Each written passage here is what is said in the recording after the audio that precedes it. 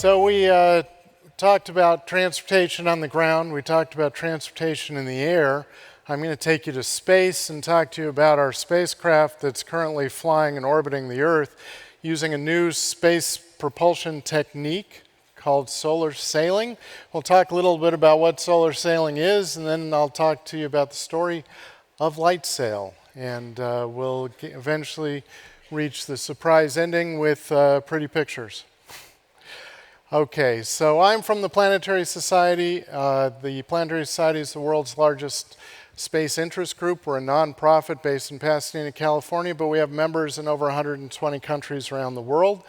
We do things like educating and engaging the public with space exploration, advocating for space exploration, and we also do innovative science and technology projects. And Lightsail is by far our largest, so let's get into it a little bit, and we can go ahead and check out do some solar sailing. What's interesting about solar sailing is even though it only first happened successfully in 2010, the concept in some ways goes back to Johannes Kepler in the early 1600s in a letter to Galileo, no less, saying, "Provide ships or sails adapted to the heavenly breezes, and there will be some who will brave even that void." He was basing this on seeing comet tails and realizing the sun was pushing out tails of comets. Let's give you an introduction. We'll start with a very serious video to tell you about solar sailing.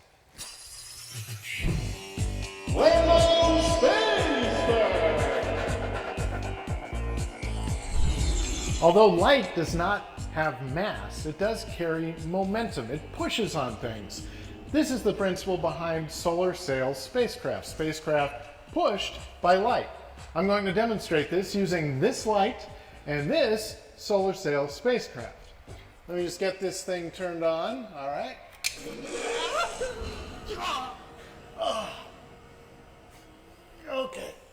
Okay. It may not actually be that hard a push. In fact, in the case of the Lightsail solar sail spacecraft with 32 square meters of sail area, the force from the sunlight pushing on it is about the same as the force from a housefly sitting on my hand. Well, I mean an average housefly. This one's kind of big. Hey, you tried getting to the gym on this schedule. Sorry, Mr. Housefly. That's Dr. Housefly, and even though it's a very light push, it's also a constant push, which means that the spacecraft can speed up over time. That's a really good point, Mr. Housefly, Dr. Housefly, and the reason solar sailing could be such a powerful space propulsion technique. All right, Dr. B, I better go. I teach this online astronomy course, and I am late. Bzzz.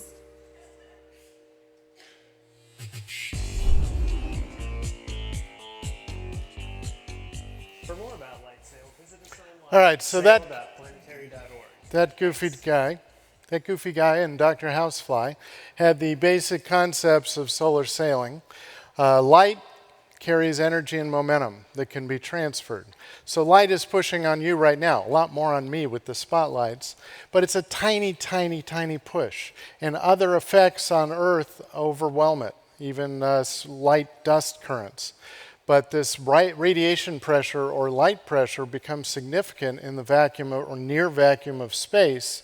It is indeed, as Kepler sort of guessed, radiation pressure, light pressure that pushes out the dust tails in comets. The ion tails are pushed out by the solar wind, which, just to confuse matters, solar sailing does not use the solar wind. It uses the pressure of light. The solar wind push is much, much tinier. And so if we go to space, we can use the solar radiation pressure to push on a spacecraft. If we have a small spacecraft particularly with big shiny sails, then that light, the photons of light hit the sail, they bounce off, it doubles the momentum transfer, and you get this tiny push. And for Lightsail, it's about like the weight of a housefly in your hand. But what's significant is, one, you don't have to take any fuel, and you also get a constant acceleration. The sunlight just keeps pushing. So this is kind of my rule number one to understand what you do with solar sailing spacecraft. The acceleration of a solar sail spacecraft is proportional to area of your sail divided by mass. So if you make a really big sail or a little tiny spacecraft or some combination, you get the maximum acceleration. So why would you want to use solar sailing compared to, say, chemical propulsion, rockets, things like that? One, there's no fuel required, so you can just keep sailing around. It's a small push, but it's a constant push. This facilitates, this combination allows you to do some strange and interesting things with orbits, so-called non-Keplerian orbits.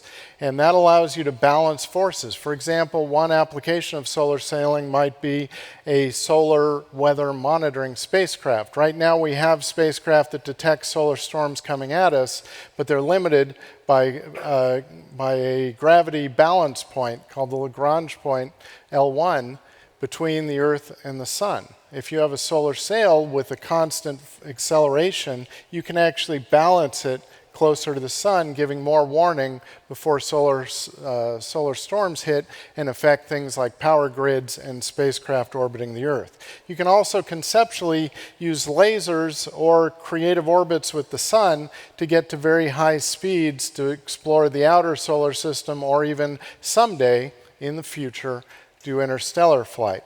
But it also allows you to do missions, for example, where you encounter multiple asteroids, where you don't even have to choose, or you can change your mind along the way.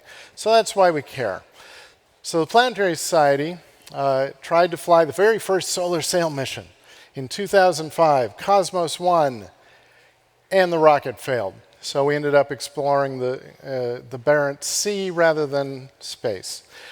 This was a very large spacecraft with inflatable booms, 600 square meters sail area, 105 kilograms. So over 200 pounds. It was a significant bulk. What actually was the first solar sail mission was flown by the Japanese, the JAXA's, their space agency, Icaros mission. It deployed from a mission headed to Venus called Akatsuki. It had free-flying cameras, it had all sorts of creative tech gizmos, and so this picture is an actual picture of it from a little lipstick-sized camera that separated just after they deployed the sail. It was spinning. It had some creative things like solar arrays built into it to generate electricity.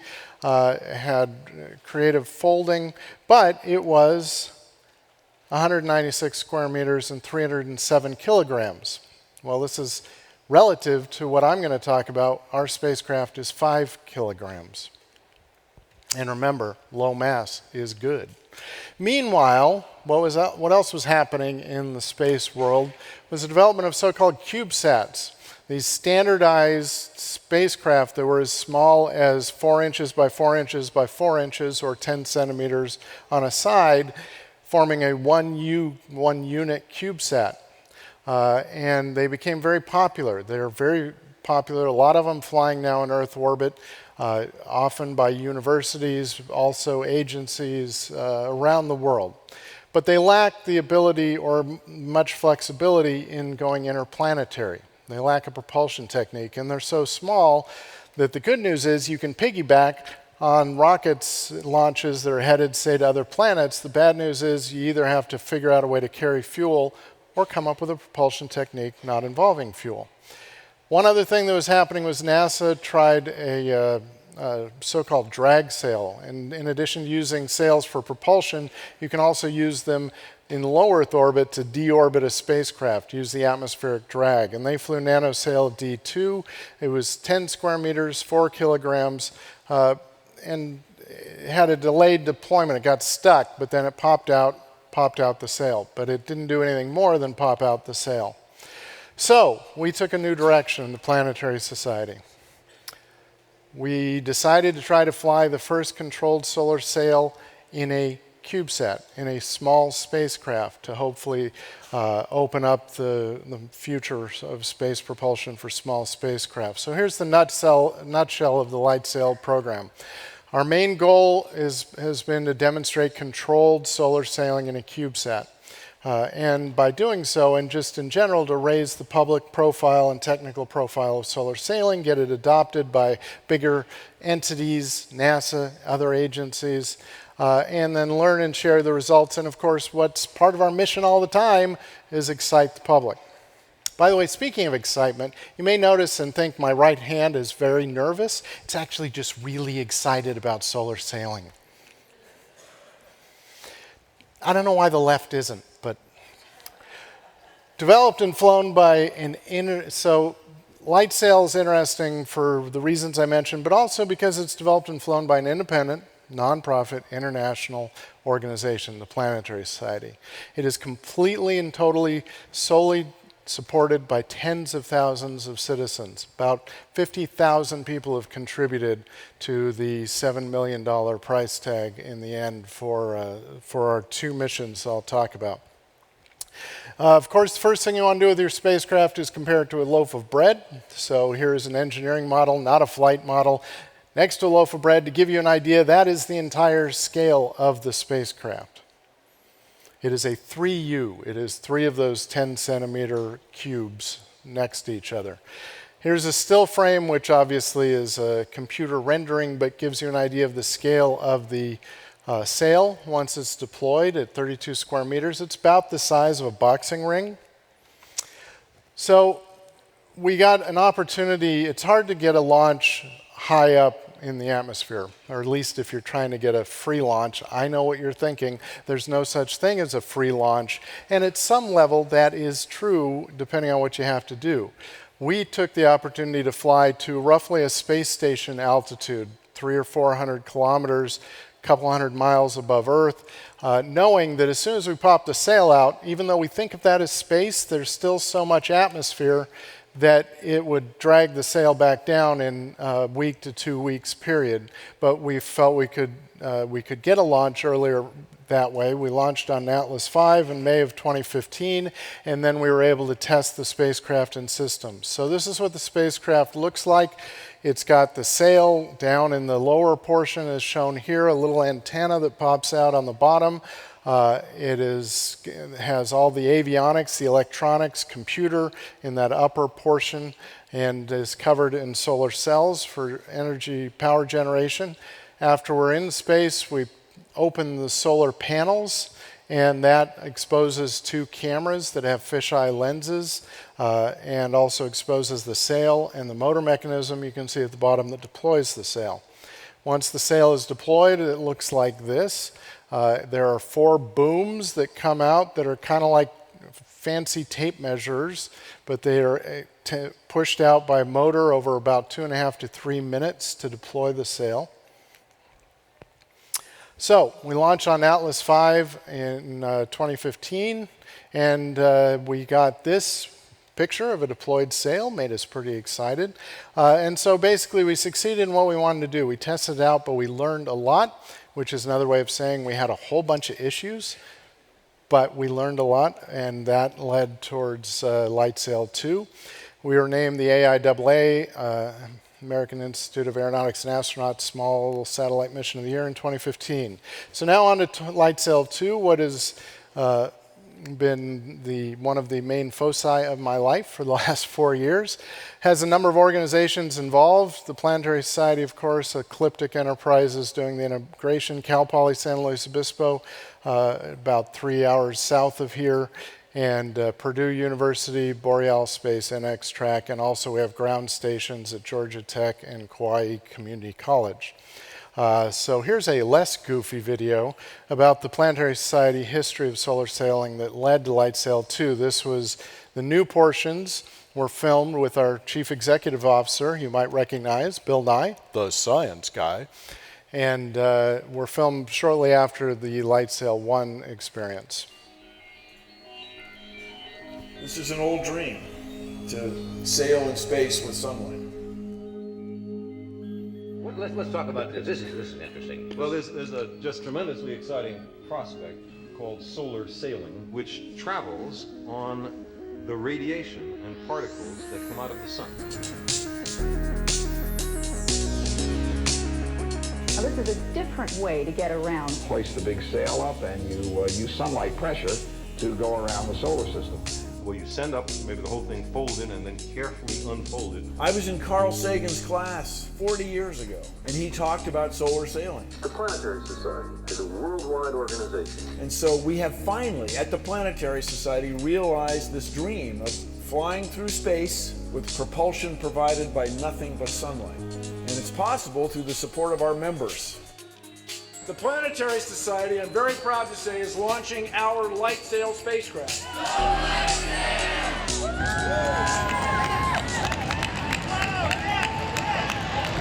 This is really great. This is a huge step.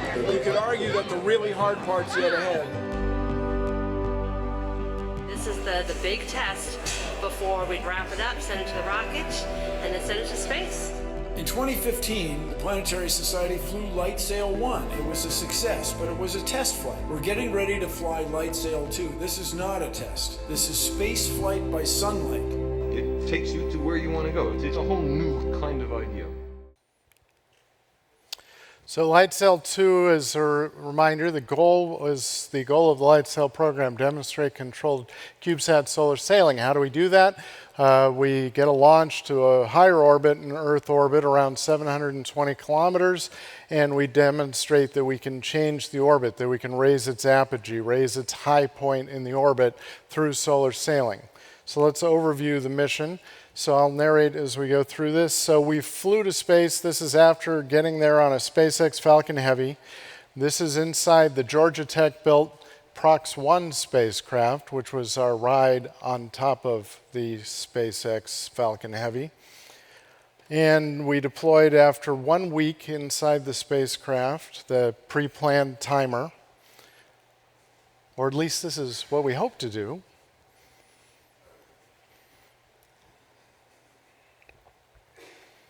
So small spacecraft, then we do spacecraft checkout, make sure we understand what's going on, and then when comfortable, we deploy the solar panels, and again, go through a checkout phase of trying to understand what's going on. Deployment, which actually takes about 2.5 minutes. We have, and I'll show you pictures from the fisheye cameras on board. They have 180 degrees field of view, so it makes things look a little weird.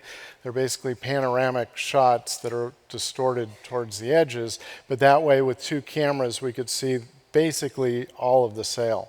This is the basic concept of operations, grossly oversimplified and not to scale. We go edge on, headed towards the sun, and face on away from the sun. So that adds a thrust to one side of the orbit, not to the other side, changes the orbit, ends up squishing it in reality and moving out the apogee, the high point of the orbit.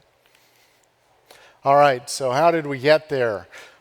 Test, test, test. That's the key to space flight, in my personal opinion. You need a great design, but you need to test as much as you can on the ground. And you can't test everything because you just can't simulate everything. But at least you can test what you can. This is from some of the testing. This was the deployed sail, people for scale. This was at Cal Poly San Luis Obispo in California. Here is a sped up version of the 2.5-minute deployment. The way the booms come out. This is partway through the deployment. This is a picture from one of the cameras, so this gives you an idea of what the cameras look like. And then, of course, afterwards, I early on in the program said there's one very important rule with me. I never touch flight hardware. I'm a scientist, not an engineer.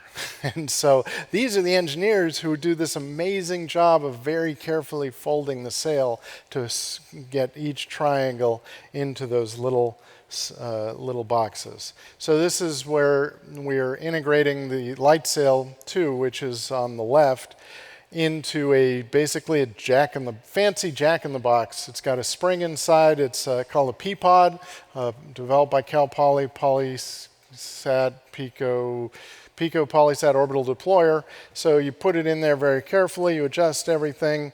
I mentioned it flew in part of Prox-1, which was selected by the U.S. Air Force Space Technology University Nanosat program and flew on the Space Technology Project 2. Anyway, there was a lot of bureaucracy involved.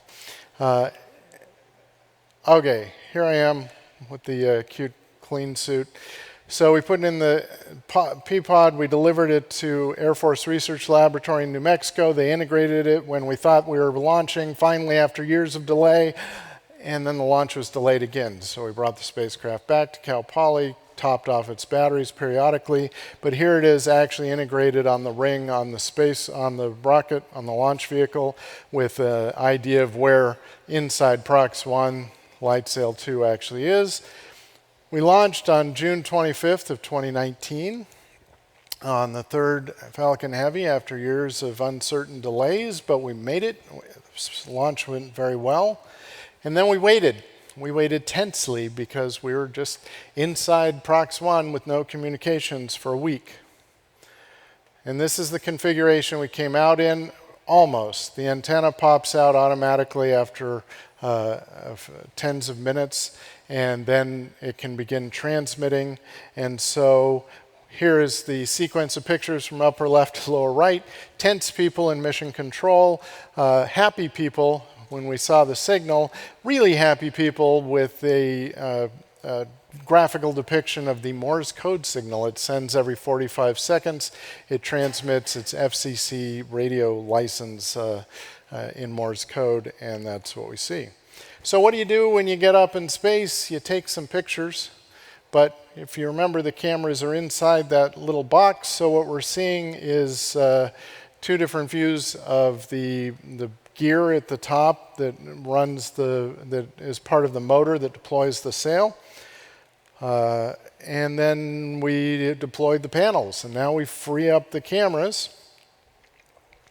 And we took pictures right away. We were about to go into eclipse, and so we're seeing the sun just before, relative to the spacecraft, it disappears behind the Earth. We were happy to see something. Here we have it with evidence of aliens in the foreground. Wait, no. This is actually spectraline, which is some of the fishing line-like material that was keeping the spacecraft boxed up that's floating in the foreground. So the spacecraft, the great thing was, unlike Lightsail 1, which had a lot of communication issues and tumbling, the spacecraft has been healthy, stable, and communicating the whole time.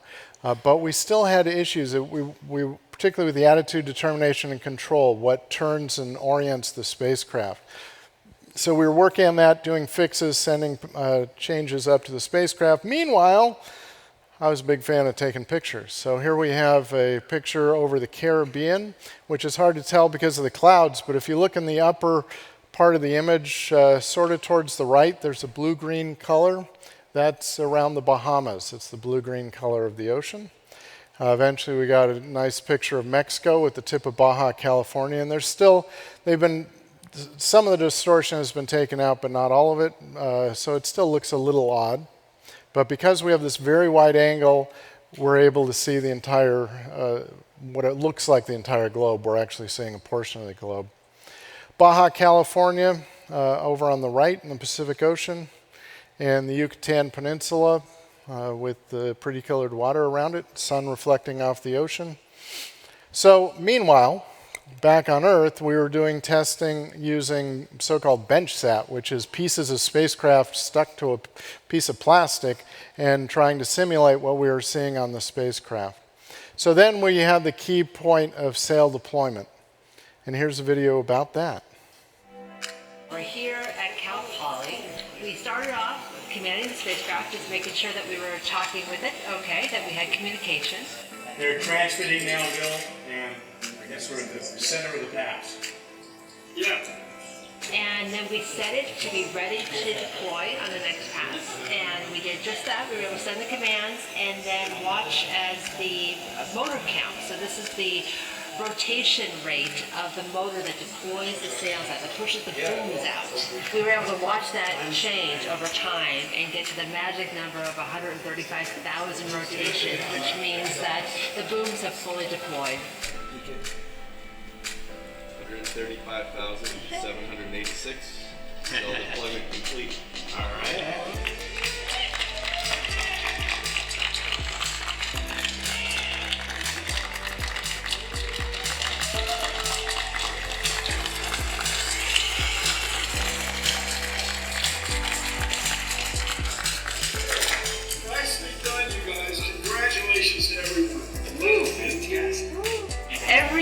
milestone like this, I feel so much lighter. This has been a challenge from the beginning to where we are now. We still have challenges ahead as well. But every time we're able to deliver on a milestone, deliver to the expectations of our members and our supporters out there, it feels so good. It's exhilarating.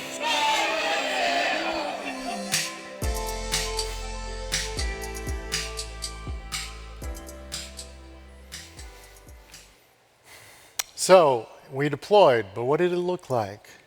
This is animated GIFs of thumbnail images from the two cameras. They get a little out of sync once it moves farther forward, but you can see these 2.5-minute deployments. Successful, quite a relief, I must tell you. Here's the picture that was shown in the video of this is almost fully deployed, but not completely, over Baja California. I overexposed this because if you can see it and you may not be able to, there's a little tiny speck in the lower left out in space. That's the moon. We have about 5 pixels across the moon. And here's the other sail just towards the end of deployment. You can still see some of that spectral line towards the lower left. And here's a more fully deployed sail later on, also with Baja in the background. You can actually see the Central Valley of California. If any of you were waving, you can probably see that as well. So, based on the orbit and its changes, as measured by the Air Force, we've achieved up till now about a 6.5 kilometer, that's the blue line, raise in the apogee due to solar sailing. So we've actually changed the orbit, kind of squished it from a circle to more of an ellipse, raised the orbit. So, yay, Lightsail 2 mission success. We're very happy.